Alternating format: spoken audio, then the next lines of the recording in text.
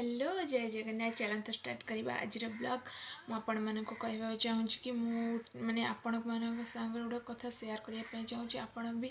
बहुत सारा face wash use करते बहुत सारा किंतु मार्केट में बहुत सारा प्रोडक्ट मिलूँ आउ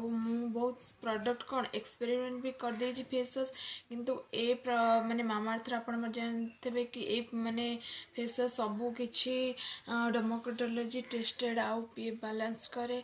आउ पर्बन SPF 15 आउ एटा बहुत भल यहाँ हूँ मो स्किन के तो बहुत माने हाइड्रेट रखुची आउ ग्लोइंग करुची आउ एटा मॉइस्चराइज करची आपण माने भी यूज करंतु आउ एटा